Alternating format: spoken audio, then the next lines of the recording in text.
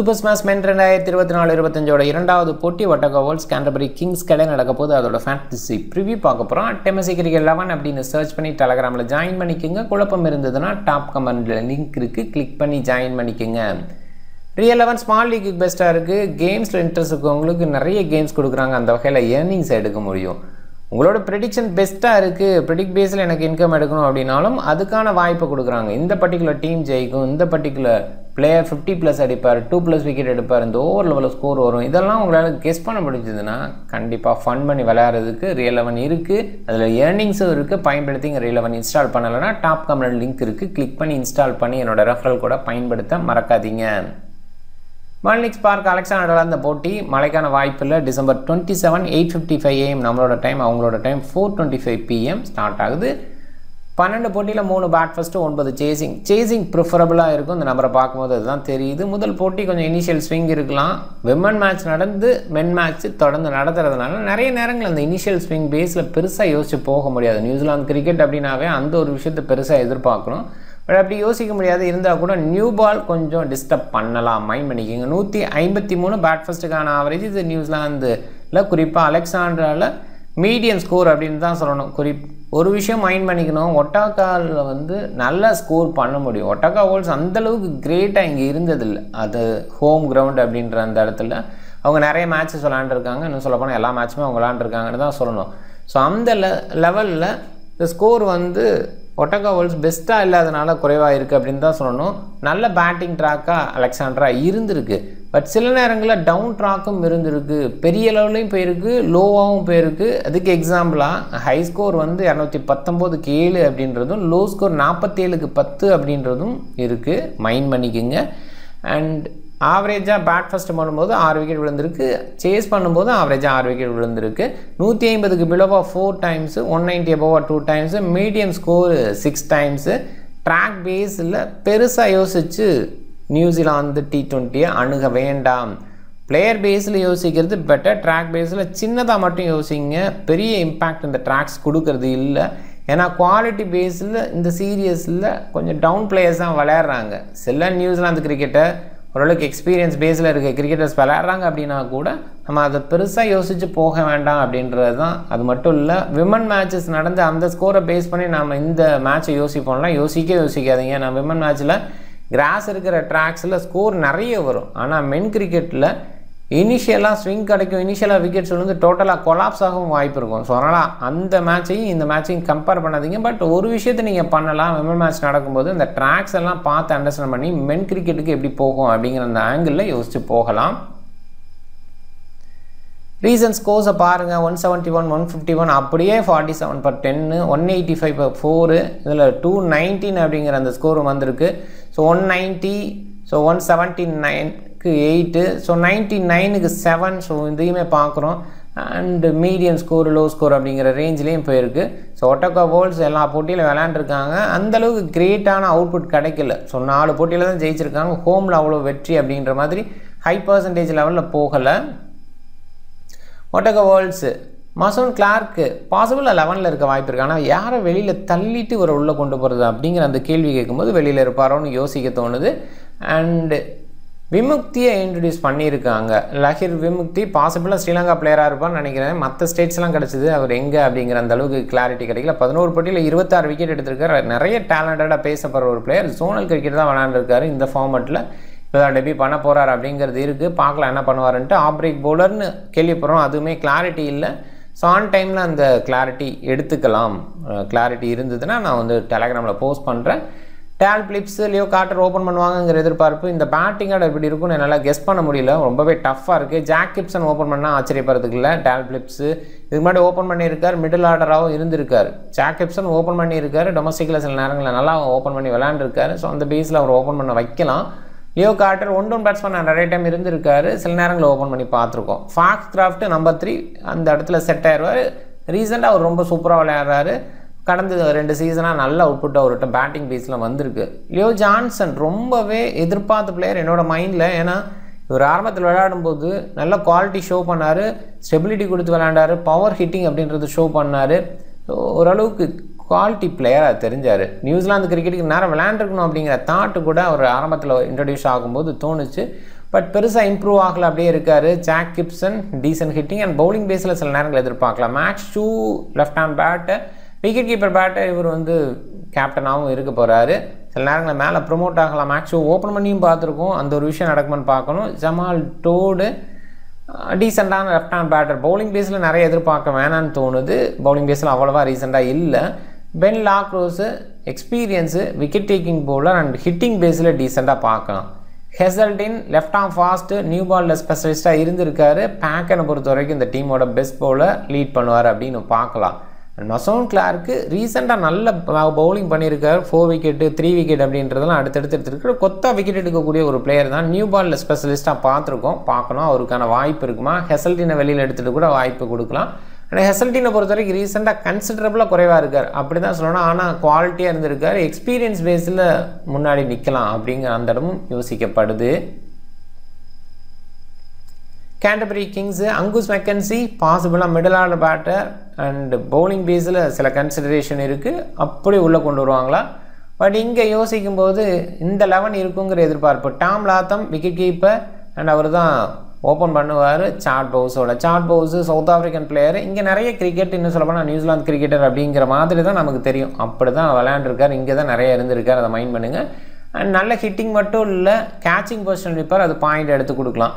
Fail பொறுத்த வரைக்கும் ஒரு குவாலிட்டி பிளேயர். இவருமே பார்த்திங்கன்னா ஒரு இடத்துல நல்ல கிரிக்கெட் மேலே வர்றதுக்கு வாய்ப்பு இருக்குது, நியூசிலாந்து கிரிக்கெட் விளையாடலாம் அப்படிங்கிற அந்த ஆங்கிளில் யோசிக்க வச்சார். ஏன்னா நல்லா ஆல்ரவுண்டராக ஒரு இடத்துல டொமஸ்டிக்கில் இருந்தார். லெஃப்ட் ஹேண்ட் பேட்டர் குவாலிட்டியாக இருந்தார். ஸோ இப்போ கொஞ்சம் மீடியமாக இருக்கிற ஃபீல் தான் இருக்குது. சாம்பர் லைன் ரைட் ஆம் மீடியம், பவுலிங் பேஸில் நிறைய யோசிக்க வேணால் பேட்டராக பார்க்கலாம். ஓரளவுக்கு குவாலிட்டி பேட்டிங் கொடுத்துட்ருக்காரு. மெக்கான் கீ லீட் பண்ணுறாரு. இவர் ரொம்பவே குவாலிட்டி பிளேயர், இன்டர்நேஷ்னல் கிரிக்கெட் விளையாண்டுருக்காரு. பவுலிங் பேஸில் ஒரு சில நேரங்கள் எடுத்துக்கிறாரு.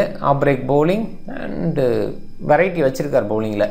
ரிப்பன் நிறைய பக்கம் கிரிக்கெட் விளையாண்டு பார்த்துருக்கோம். ஸோ ஒரு டச் கிரிக்கெட்டர் அப்படின்னு பார்த்துருக்கோம். அதே நேரத்தில் சவுத் ஆஃப்ரிக்கா கிரிக்கெட்டர் அப்படின்னு பார்த்துருக்கோம். நியூசிலாந்துக்கும் விளையாண்டுருக்கார் அப்படின்னு பார்க்குறோம். ஸோ அந்த பேஸில் ஓகே. அண்ட் அனாத்ராக் ஸ்பின்னு, லெஃப்ட் ஆர்ம் ரிஸ்பின்னு, டீசெண்டான பேட்டிங் கொடுக்க முடியும். ஒரு இடத்துல எடுத்துகிட்டு போகக்கூடிய குவாலிட்டி இருக்குது, ஹிட் பண்ணக்கூடிய குவாலிட்டி இருக்குது. ஹென்ரி சிப்லி இவருக்கும் பார்த்திங்கன்னா வேல்யூ அதிகம், பயங்கரமாக இருந்திருக்காரு. இப்போ அவ்வளோ ப்ரையாரிட்டி இல்லை, அதே நேரத்தில் ப்ரையாரிட்டி கொடுக்கும்போது பெஸ்ட்டாகவும் இல்லை, அதுதான் பார்க்குறோம். ஒன் டவுன் செகண்ட் டவுன் ஸ்டேஜில் அவரே மேலே வந்து செமையான ஹிட்டிங்கை ஷோ பண்ணியிருக்கார். ரைட்டாக மீடியமு, நல்ல பவுலிங் அண்ட் எண்ட் ஓவரில் ஸ்பெஷலிஸ்ட்டாகவும் இருந்திருக்கார். பட் ரீசெண்டாக அந்தளவுக்கு குவாலிட்டி இல்லை. கடந்த சீசனில் ஆரம்பத்துலேருந்து ரொம்பவே எதிர்பார்த்த பிளேயராக இருந்தார், அதுக்கு முன்னாடி சீசனில் பெஸ்ட்டாக பண்ணதுனால. பட் அவ்வளோ கிரிக்கெட் நல்லா விளையாடலை அப்படிங்கிறதுனால இப்போ டவுனாக இருக்கார், கீழே தான் இறங்குவார் அப்படிங்கிற எதிர்பார்ப்பு இருக்குது. கெயில் ஜெமிசன் எங்கே இருக்கார் அப்படிங்கிற அளவுக்கு அவ்வளோவா தெரியலை. ஏன்னா டெஸ்ட் கிரிக்கெட்டில் இனிஷியலாக 4 விக்கெட் 5 விக்கெட் அப்படிங்கிற மாதிரி கொத்த எடுத்தார். ஃபாஸ்டஸ்ட் 50 அப்படிங்கிற அந்த விக்கெட்ஸ் ரேஞ்சிலுக்கும் வந்தார்.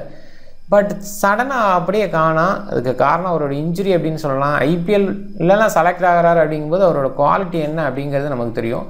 ஸோ அந்த மாதிரி ஒரு பிளேயரு பார்க்கலாம். இந்த சீசனில் பெஸ்ட்டாக பண்ணுவாரா? ரைட் ஆர்ம் ஃபாஸ்ட்டு ஓகேவான பவுலிங் தான் கொடுப்பாருங்கிற மாதிரி எதிர்பார்ப்பு. ரீசெண்டாக அவ்வளோவா பார்க்காதனால ஈஸ்ட் சோதி இன்டர்நேஷ்னல் கிரிக்கெட்லேருந்து இங்கே விளையாடுறாரு. டீசெண்டான player, leg break googly. But ரீசெண்டாக அவ்வளோவா இன்டர்நேஷ்னல்லே பெஸ்ட்டாக பண்ணலை. பட் இங்கே நல்லா பண்ண முடியும்னு தோணுது. ஃப்ரேஷர் ஷீட் நியூ பாலில் ஸ்பெஷலிஸ்ட்டாக பார்த்துருக்கேன், நல்லா பண்ணியிருக்காரு. அண்ட் மைக்கேல் ரா சூப்பரான பவுலர், நல்லா பண்ண முடியும். ரெண்டு டீமும் பார்க்கும்போது பவுலிங் ஆப்ஷன்ஸ் ஹெவியாக இருக்கிற ஒரு ஃபீல் இருக்குது. அதே நேரத்தில் டெய்ல் வந்து லாங்காக இருக்கிற ஒரு ஃபீலும் இருக்குது. மேபி கேண்டர்பரி கிங்ஸ் ஈஸ்வதி வரைக்கும் அந்த பேட்டிங் சொல்லலாம். ஈஸ்வதி பவுலர் தான் நமக்கு தெரியும். அது கெயில் ஜெமிசனோட ஹிட்டிங் நம்ம பார்த்துருக்கோம், நல்ல ஹிட்டிங் இருக்குது. ஸோ அந்த பேஸ்லேயே உங்களுக்கு பேட்டிங் டெப்த் இருக்குது. இங்கேன்னு யோசிக்கும்போது ஜமால் டோடு வரைக்கும் தான். ஹெசல்டின் ஓகே, அதே நேரத்தில் லாக்ரோஸ் ஓகே. லாக்ரோஸோட ஹிட்டிங் பயங்கரமாக இருக்கும், அது மாதிரி பார்க்கலாம். பட் ஓரளவுக்கு ஸ்டெபிலிட்டி கொடுப்பாரு, நிற்பார் அப்படிங்கிற அந்த ஆங்கிளில் பெருசாக யோசிக்க முடியாது. அதனால் ஒட்டகா வேர்ல்ட்ஸை பொறுத்த வரைக்கும் லாங் டெய்ல் இருக்கிற ஒரு ஃபீலை கொடுக்குறாங்க. கேண்டர்பரி கிங்ஸ் ஓகேவான ஒரு ஃபீலை எடுத்துகிட்டு வராங்க. ஸோ ரெண்டு டீமில் பார்க்கும்போது கம்பேரிட்டிவ்லி இங்கே எக்ஸ்பீரியன்ஸ் பேஸில் அண்ட் கேண்டர்பரியோட அந்த அவுட்புட் பேஸில் ரீசெண்டாக கொடுத்த அவுட்புட் பேஸில் அவங்க பெஸ்ட்டாக இருக்காங்க. அவங்க வின்னிங்கான பாசிபிலிட்டி அதிகம். அண்ட் அந்த ஹெட்டை பார்த்தா நமக்கு கிளாரிட்டி கிடைக்கும். Foxcroft, Jack Gibson, Lockrose, Hazeldine Vimukthi and பேக்கனுக்கான ஓவர் அதிகமாக கிடைக்குன்ற எதிர்பார்ப்பு. பென் லாக்ரோஸோட எக்ஸ்பீரியன்ஸு, ஹெசல்டின் அண்ட் பேக்கன் எண்டோரில் வீசுவாங்க. இந்த பேஸில் ஃபுல் கோட்டை அவங்களுக்கு கிடச்சிரும். அண்ட் ரிப்பனு, ஈசோதி, ஜெமிசன் அவங்களுக்கான முழுமையான ஓவர் கிடைக்கும்னு எதிர்பார்க்குறேன். சிப்டி எந்த அளவுக்கு இந்த சீசனில் ஸ்டார்ட்லேருந்து சைன் ஆவார் அதை நம்ம பார்க்கணும். ஒரு சில சீசனில் ரொம்பவே சூப்பராக இருந்திருக்காரு, பார்க்கலாம். அண்ட் ஜெமிசன் அண்டு மைக்கேல் ரா எண்டோரில் வீசுவாங்கன்னு ஒரு எதிர்பார்ப்பு. ஹெட் நம்பரில் ஒரு சின்ன மிஸ்டேக் இருக்குது, 4-14. ஸோ ஒரு நோ ரிசல்ட் வந்து கேண்டர்பரி கிங்ஸுக்கு வின்னிங் ஆட் ஆகிருக்கு. ஸோ அது வந்து பார்த்துக்குங்க. 15 வின்னிங் அப்படிங்கிற மாதிரி இருக்குது. ஏன்னா பேட் ஃபர்ஸ்ட்டில் ஒட்டகோல்ஸ் இது வரைக்கும் ஜெயிச்சதில்லை. சேஸ் பண்ணும்போது 4 முறை ஜெயிச்சிருக்காங்க. ஆனால் எல்லாத்துலேயும் பயங்கர டாமினேஷனாக கேண்டர்பரி கிங்ஸ் தான் இருக்காங்க. இந்த போட்டியில் கேண்டர்பரி கிங்ஸ் வின் பண்ணுறதுக்கான வாய்ப்பு இருக்குது. எக்ஸ்பீரியன்ஸ் பேஸில் மிடில் ஆர்டர் நல்லா இருக்காங்க அப்படின்ற பேஸ்லையும். அண்ட் ஒட்டகா வோல்ஸ் ரீசெண்டாக ஒரு வின்னு, நிறைய நோ ரிசல்ட் மேட்சஸ் இருந்திருக்கு. ஸோ 2 நோ ரிசல்ட்டு அதை பாருங்கள். அண்ட் கேண்டர்பரி கிங்ஸ்னு பார்க்கும்போது போன சீசனோட ஃபைனலில் மேட்ச் நோ ரிசல்ட்டாக போச்சு. அன்ஃபார்ச்சுனேட்டு கேண்டர்பரி கிங்ஸ் நல்லா விளையாண்டாங்க, நல்லா ஸ்டார்ட் கொடுத்துட்டாங்க. 133-2 அப்படிங்கிற அந்த ஸ்டேஜ் தான் இருந்தது. ஆக்லாந்து ஆசஸுக்கு டைட்டில் கொடுத்துட்டாங்க. ஏன்னா மேட்ச் அதுக்கப்புறம் நடத்த முடியாது அப்படின்றதுனால ஆக்லாந்து ஆசஸ் அந்த சீசனோட டேபிள் டாப்பராக இருந்ததுனால அவங்களுக்கான டைட்டில் வின் இது ரொம்பவே ஹர்ட்டிங் அப்படின்றது கேண்டர்பரி கிங்ஸுக்கு இருக்கிற ஒரு விஷயம். ஆனால் நல்லா விளையாண்டாங்க. போன சீசன்லேயுமே அடுத்தடுத்து பார்த்திங்கன்னா பேக்கெண்டில் நல்லா வின் பார்த்தோம். இந்த 2 டீமுக்கு இடையிலன்னு பார்க்கும்போது ஒட்டகா வோல்ஸ் எங்கே இருக்காங்கன்னு தேட வேண்டியது இருக்குது. 2 வின் மட்டும்தான் கடந்த 10 போட்டியில் கேண்டர்பரி கிங்ஸ் கம்ப்ளீட்டாக டாமினேட் பண்ணியிருக்காங்க. டாப் 14 மைண்டில் டாம் லாத்தம் ஆப்வியஸாக விக்கெட் கீப்பிங் பண்ணுவார். அதே நேரத்தில் quality player, international cricketer. Dale Phillips top ஆர்டரில் குயிக்காக ஆடக்கூடிய எபிலிட்டி. சார்ட் பவுஸ் அந்த இடத்துல தான் சொல்லணும். இன்னிங்ஸை பெருசாக பில்ட் பண்ண முடியும். பட் இனிஷியலாக சில நேரங்களில் கொலாப்ஸ் ஆகிறாரு, அதை கொஞ்சம் பார்க்கணும். Dean Foxcroft allrounder, considerable. Cole McConchie allrounder. ஆனால் பவுலிங் பேஸில் நிறைய இருப்பார்னு என்னால் யோசிக்க முடியல. இருந்தால் கூட அவர் கேப்டன் அப்படின்றதுனால எடுத்துக்கலாம். சாக் கிப்சன் ஆல்ரவுண்டர், பாசிபிளாக ஓப்பன் பண்ண ஆச்சரியப்படுறதுக்கு இல்லை.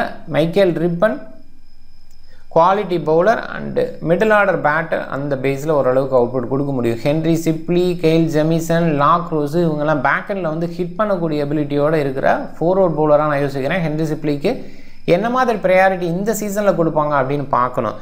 ஈசோதி, ஹெசல்டின், ரா அண்ட் பேக்கன் மோஸ்ட்லி அவங்களோட முழுமையான கோட்டாவை எடுத்துப்பாங்க. ஹென்ரி சிப்லி ஏற்கனவே சொன்ன மாதிரி 2 சீசன் பயங்கரமாக கலக்குனார், அதுக்கப்புறம் அப்படியே போயிட்டார். இப்போ இந்த சீசனில் என்ன பண்ண போகிறார் அந்த பேஸில் நம்ம ஜிஎல் பிக்கில் கன்சிடர் பண்ணலாம். ஜெமிசனை குறைவாக பிக் பண்ணியிருக்காங்க, ஆன் டைமில் கொஞ்சம் பிக் அதிகமாகலாம். மைக்கேல் ராவும் குறைவாக பிக் ஆகிருக்காரு. அண்ட் பேக்கனை பொறுத்த வரைக்கும் பெஸ்ட்டாக இருந்திருக்காரு. அவர் இவ்வளோ குறைவாக ஏன் பிக் பண்ணாங்கன்னு யோசிக்கிற மாதிரி இருக்குது. டீன் ஃபாக்ஸ்கிராஃப்ட்டு, மெக்கான்கி, ரிப்பனுக்கு கேப்டனாக நிறைய பேர் போயிருக்காங்க. இன்னும் சொல்லப்போனால் நிறைய விளையாடாத பிளேயருக்கு கேப்டனாக போயிருக்கிறதுனால இங்கே யாருக்கு அதிகமாக போயிருக்காங்க அப்படிங்கிற குழப்பமே வருது. ஏன்னா இந்த மேட்ச் பொறுத்த வரைக்கும் நிறைய ஸ்டார்ஸ் விளையாடலை, அதனால் பார்க்கணும். Tom Latham, Zak Gibson and Kyle ஜெமிசனாக கேப்டன் இஸ் கேப்டனாக கிராண்ட் லீக்கில் ட்ரை பண்ணுங்கள். டீம் பாருங்கள். ஃபாக்ஸ்கிராஃப்ட் அண்டு கெயில் ஜெமிசனுக்கு இடையில் கேப்டன் இஸ் கேப்டன் ட்ரை பண்ணியிருக்கேன். மெக்கான்கி, ரிப்பன், ஈசோதி, மைக்கேல் ரா, பேக்கன், லாக்ரோஸு, கிப்சனு ட்ரை பண்ணியிருக்கேன். பேட்டர் சைடு கொஞ்சம் யோசிக்கலாம். ஆனால் நியூசிலாந்து கிரிக்கெட்டில் சில நேரங்களில் ஹை ஸ்கோரிங்காக போயிடும், விக்கெட் பேஸில் விழாமல் இருக்கும். பட் நிறைய நேரங்களில் ஹை ஸ்கோர் போனால் கூட விக்கெட் பேஸ்லேயும் விழுந்துடும். அதனால் நியூட்ரல் கன்சிடரேஷனில் அண்ட் பவுலிங் ஆல்ரவுண்டர்ஸ் பேஸில் கொஞ்சம் யோசிக்கிறது பெஸ்ட்டாக இருக்கும். இந்த சீரியஸில் போக போக நிறைய விஷயங்கள் புரிஞ்சுக்கலாம். அண்ட் ட்ராக் பேஸில் சில இடங்களில் யோசிங்க, நிறைய நேரங்களில் பிளேயர் பேஸில் யோசிக்கிறது பெட்டர். எந்த இடத்துல யாருக்கு எகென்ஸ்டாக யார் பவுல் பண்ணுவான் இந்த ஆங்கிளில் யோசிக்கிறது நியூசிலாந்து கிரிக்கெட்டில் நல்ல வின்னிங்கை ஏற்படுத்திக்கிற ஒரு விஷயமா இருக்கும். மற்ற கிரிக்கெட்லேயும் அப்ளை பண்ணலாம். பட் ஸ்டில் நிறைய நேரங்களில் ட்ராக்ஸ் வந்து ப்ளே பண்ணும். இதே ஆஸ்திரேலியன் கிரிக்கெட் பிபிஎல்னு பார்த்தா ட்ராக் பேஸில் தான் நிறைய போக வேண்டியது இருக்கும். ஸோ அது எந்த ஏரியா எங்கே விளையாடுறாங்க அதை பேஸ் பண்ணி யோசிக்கணும். அண்ட் பிளேயர் குவாலிட்டி பேஸ்லேயும் நம்ம யோசிக்கணும். அப்போ தான் நல்ல வின்னிங்கை ஏற்படுத்திக்க முடியும். நீங்கள் டிஃப்ரெண்ட் டீமை ட்ரை பண்ணுங்கள். இந்த வீடியோ பிடிச்சிருந்தா லைக் பண்ணுங்கள், உங்கள் ஃப்ரெண்ட்ஸுங்களுக்கு ஷேர் பண்ணுங்கள். சேனலை சப்ஸ்கிரைப் பண்ண மறக்காதீங்க. மிக்க நன்றி.